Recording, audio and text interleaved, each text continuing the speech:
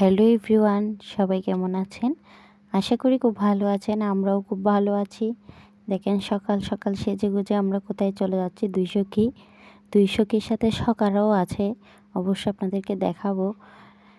দুই সখী মিলে 4 সখীরা চলে যাচ্ছি আজকে আমাদের যুব উন্নয়ন মেডিকেল কোর্স থেকে পিকনিকে। আজকে আমাদেরকে পিকনিকে নিয়ে যাওয়া হচ্ছে মহামায়া লেক আর গুলিয়াখালীতে। যাই হোক, আমরা এখন টেরিবাজার থেকে রওনা দিলাম। রিক্সা নিয়ে আমরা বাসের উদ্দেশ্যে রওনা দিলাম। আমাদের বাস অপেক্ষা করছিল চকবাজার থেকে বাসে উঠে গেছি। এখন আমরা রাস্তায়, অবশ্য চলতেছে গাড়ি। বাসে সবাই সবার সিট গ্রহণ করেছে। সবাই মিলে ট্যুরে যাওয়ার মজাটাই আলাদা। আসলে সবাই একসাথে যাওয়ার যে আনন্দটা, কিন্তু একা একা সিঙ্গেল গেলে সেই আনন্দটা পাওয়া যায় না।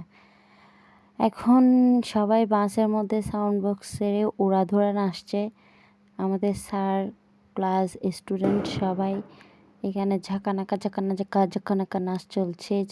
স্যারও একটু নাচলো, আমরাও একটু দেখতেছি আর আনন্দ করতেছি, উপভোগ করতেছি। এক এক করে সবাই ভিতরে প্রবেশ করতেছি। আসলে এই জায়গাটাতে কখনো আমার আসা হয়নি, আমাদের পরিবারের কারোই আসা হয়নি। আমরা 4 জন সখী গেছি, আমাদের কারোই আসা হয়নি। এই প্রথম আমরা এখানে গেছি। আসলে ভিতরে ঢুকতে এত বড় প্লেস, মানে এত সুন্দর পরিবেশ দেখে আমি অবাক হয়ে যাই। আসলে আমাদের চট্টগ্রামের ভিতরে এত সুন্দর প্লেস আছে।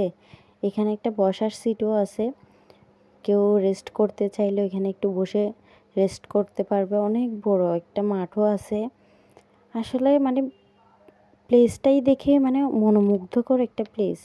আপনারা দেখতেই পাচ্ছেন ভিতরে যাওয়ার সময় যে রাস্তাটা আছে, এই রাস্তাটা এতটা একটা সৌন্দর্য।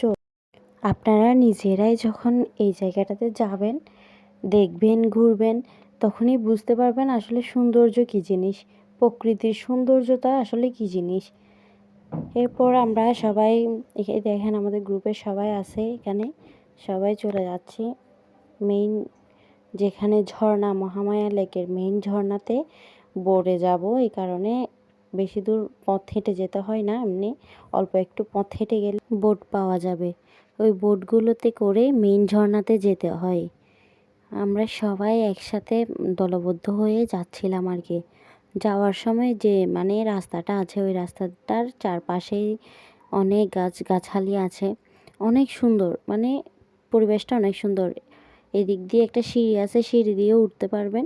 সিঁড়িটাও খুব সুন্দর। সিঁড়ি দিয়ে উঠে আমরা এখন বোটে চলে যাব। বোটে করে আমরা পুরো লেকটাই ঘুরবো, ঘুরে তারপর আমরা ঝর্ণাতে চলে যাব।